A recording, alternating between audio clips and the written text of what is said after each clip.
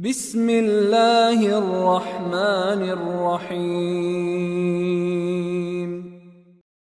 Assalamualaikum warahmatullahi wabarakatuh.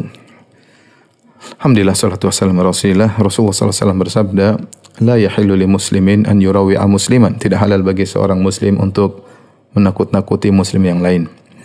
Tidak boleh seorang memberi kekhawatiran, kegelisahan, memasukkan kegelisahan ke dalam hati seseorang, ya.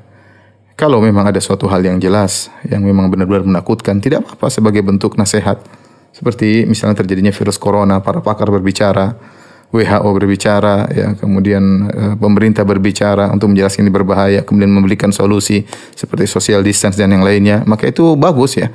Benar-benar suatu yang menakutkan dan perlu disikapi, ya.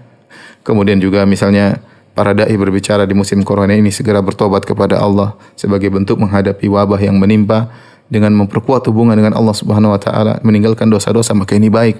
Kita perlu dai-dai yang mengingatkan manusia di musim seperti ini untuk kembali kepada Rabb mereka, karena tidak ada yang terjadi kecuali dengan izin Allah Subhanahu wa taala.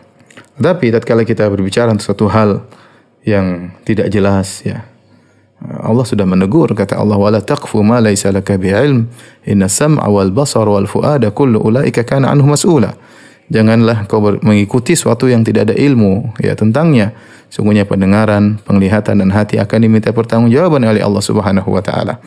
Contoh seperti mengkaitkan dentuman yang terjadi, yang terdengar, ya, kemarin malam atau beberapa hari yang lalu, ya, di Depok atau di Jakarta. Kemudian menafsirkannya bahwa sini tanda akan terjadi sesuatu. Ini kan bicara tentang hal yang gaib. Ya, maka jangan kita berani seperti itu. Kemudian mengatakan bahwa kondisi atmosfer atau langit atau kemudian adanya gunung-gunung yang mulai tanda-tanda akan meletus dan yang lain ini bertanda akan terjadi sebentar lagi akan terjadi hari kiamat. Kemudian akan muncul tanda besar hari kiamat, adanya dukhan, ya. Maka ini semua perlu pembahasan yang benar, ya, bukan hanya sekedar menduga-duga sehingga memberi rasa takut kepada kaum muslimin, ya. Apalagi kemudian menyuruh kaum muslimin untuk segera berhijrah, segera bertindak menghadapi isu yang belum tentu benar ini, ya. Kemudian mengatakan harus kita berhijrah ke tanah Mekah misalnya untuk bergabung dengan Imam Mahdi, akan muncul Dajjal, dan ini perkara yang benar-benar menakutkan, ya. Ya, maka seorang tidak boleh berbicara kecuali dengan ilmu, ya. Ingat, hukumnya haram kita memberi rasa takut kepada kaum muslimin, dan hukumnya haram untuk ikut menyebarkan hal-hal seperti ini. Karena kita akan diminta pertanggungjawaban oleh Allah Subhanahu wa taala. Saya ingatkan betapa banyak dai-dai yang sudah meramal kejadian-kejadian, mereka semua salah ramalannya. Ya, ada yang mengatakan akan terjadi demikian tahun-tahun yang lalu. Ya, kalau kita membuka file-filenya banyak mereka ngawur. Ya, mereka ngawur, dan apakah mereka tidak takut kepada Allah Subhanahu wa taala? Ya. Kalau memang kondisinya sudah benar-benar, kemudian sudah dalilnya jelas, nyata, kita boleh berbicara. Adapun hanya menduga-duga, maka ini tidak boleh. Yang benar sekarang ini kita menyuruh orang-orang kaum muslimin untuk kembali kepada Allah, bertobat kepada Allah Subhanahu wa taala. Adapun dukhan, ya, kalaupun datang, ya, maka dia akan membedakan antara kaum mukmin dengan orang kafir atau orang munafik. Dalam hadis, ya, bahwasanya dukhan ya'khudhul mu'min kazzakmah. Dukhan akan datang menimpa seorang muslim seperti zakmah, kahayati zukam, seperti bersin aja. Adapun amal kafir, adapun orang kafir, maka dukhan akan masuk dalam orang kafir, fayantafikh, maka dia akan masuk dukhan tersebut, asap tersebut dalam diri orang kafir sehingga dia membesar, ya.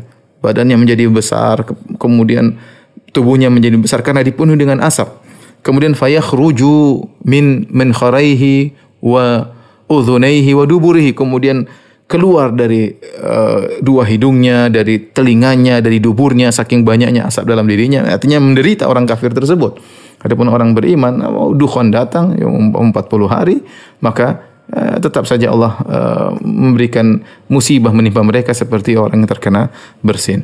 Maka maksud saya tidak boleh kita menyampaikan satu berita yang berlebih-lebihan sehingga menimbulkan rasa takut yang berlebih-lebihan pada kaum muslimin. Karena untuk menghadapi virus corona kita butuh ketenangan, ya.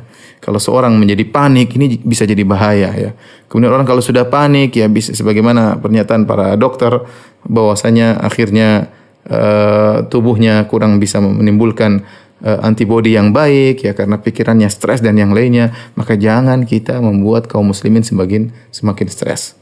Ya, kita suruh saja mereka bertobat kepada Allah Subhanahu wa taala, kembali kepada Allah.